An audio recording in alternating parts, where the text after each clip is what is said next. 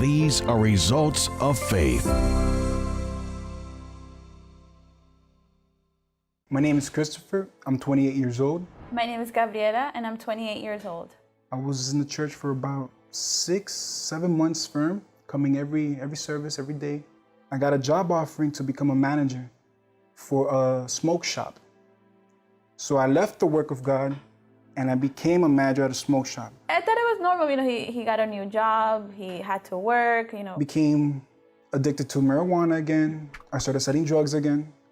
But this time I had clientele from not only Florida, from all over the United States. I started experimenting with a lot of different drugs, hallucinogens, psychedelics. I started getting more involved in spiritual things. I got surprised on how many people worship and practice a lot of witchcraft, especially in the music industry. I had this quote, not a quote, I had a motto.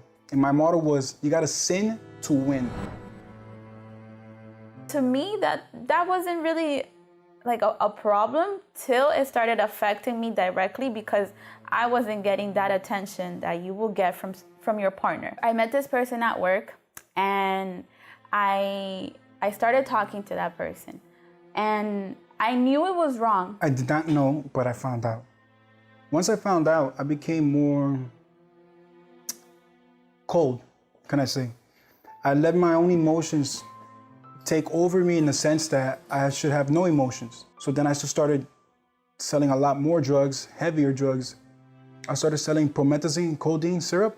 I started selling cocaine, acid, and I started an entertainment business. The other business was a pornography business. I was gonna start to actually have my own porn stars, but little did I know, everything that I was doing was all with the devil.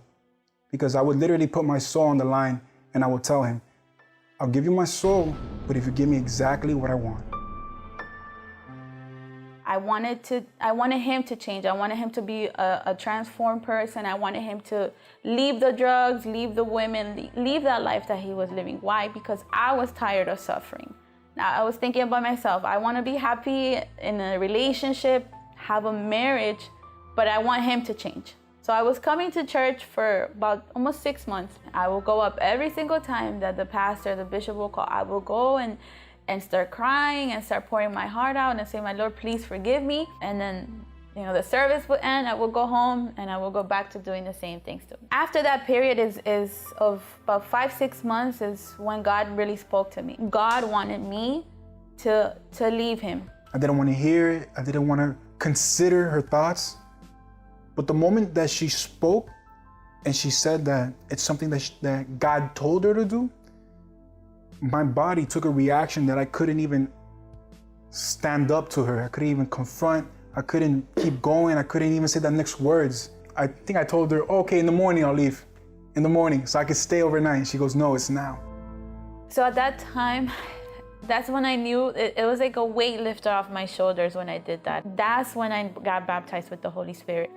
And it wasn't a moment that I was crying. It wasn't a moment of emotion. It was just a certainty inside of me that just told me, I am with you. No matter what happens from there on, I am with you. Just go with everything, that you're never alone in this time. And from there on, inside of me, everything changed. My thoughts changed, the way I was, my negative thoughts, this person that I would think that had no future, I started seeing myself with a future.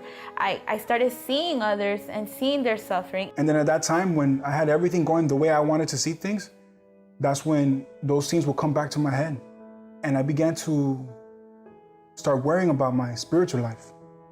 I felt like I was in debt with sinning. I went home. It was around 1 a.m. I was by myself. I got a chair that I saw, like the nicest chair I have in my house. I grabbed it, I put it in my room. I cleaned it up. I got a towel, I started cleaning it. I took all the dust off. And then I sat on the bed and I told God, sit there and talk to me. I closed my eyes and I see nothing, not even a vision. I see nothing. And then the next thing I know,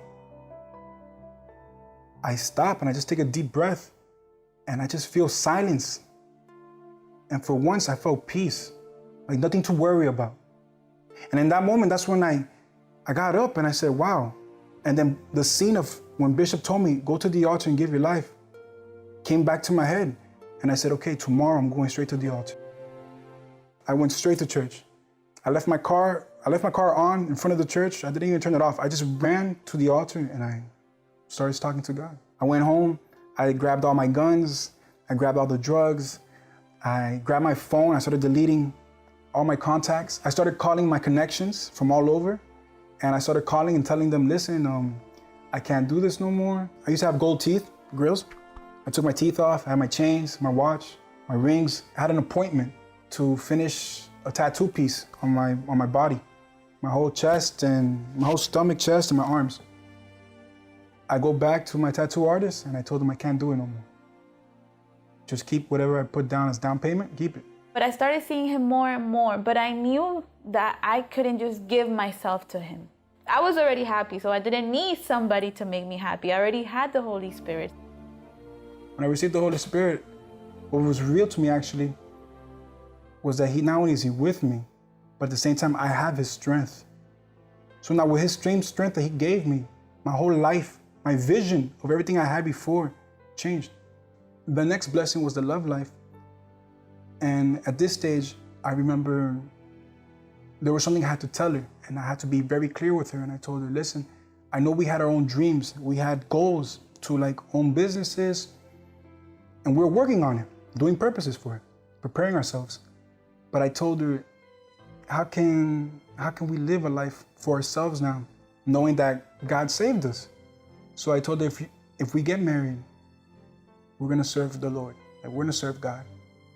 And I asked her, do you accept? And that was around 2018, in the year of 2018, when we got back together as an official couple.